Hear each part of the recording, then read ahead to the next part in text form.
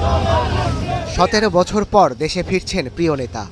স্বাগত জানাতে তাই বাধা হতে পারেনি তীব্র শীত আর কুয়াশা। ভোরের আলো ফোটার আগেই ঢাকার পথে জনস্রোত। তারেক রহমানের দেশে ফেরার সাক্ষী হতে মধ্যরাত থেকেই খুলনা রেল স্টেশনে নেতাকর্মীর ঢল। উৎসব মুখর চারপাশ। ভোর 5টার ট্রেন ধরায় বাধা হতে পারেনি কনকনে শীত। শুধু এক নজর তাকে দেখার জন্য যে 17 বছর পরে আজকে তিনি দেশে ফিরছেন, আমাদের প্রিয় নেতা। তার সাবলীল রাজনীতি যেটা এই জাতিকে ঐক্যবদ্ধ করতে পারে বলে দেশের সংখ্যাগরিষ্ঠ জনগণ মনে করে। স্বতঃস্ফূর্তভাবে সকল বিএনপির নেতাকর্মী তাকে স্বাগত জানানোর জন্য আজ আমরা ঢাকায় যাচ্ছি। ঢাকার উদ্দেশ্যে রওনা দিচ্ছে তারেক জিয়া, তাকে সম্বর্ধনা দেওয়ার জন্য। সংবর্ধনা অনুষ্ঠান ঘিরে বিশেষ ট্রেনে চেপে ভোরের দিকে ঢাকার আশেপাশের জেলা থেকে রওনা দেন নেতাকর্মীরা।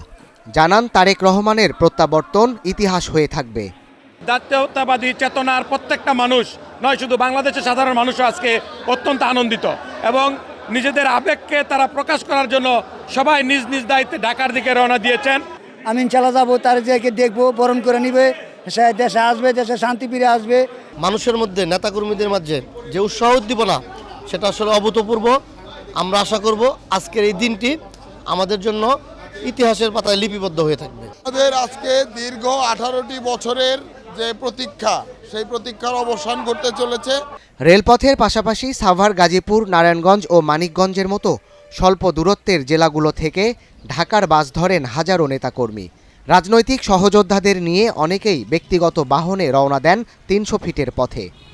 এটা অনেক আনন্দের বিষয়। এতদিন পরে উনি আমাদের নেতা আসতেছেন বিদেশ থেকে, অ্যাকচুয়ালি এটা ভাষায় প্রকাশ করা যায় না। সারা বাংলাদেশের সাভারের মানুষ অনেক আনন্দিত, অনেক খুশি।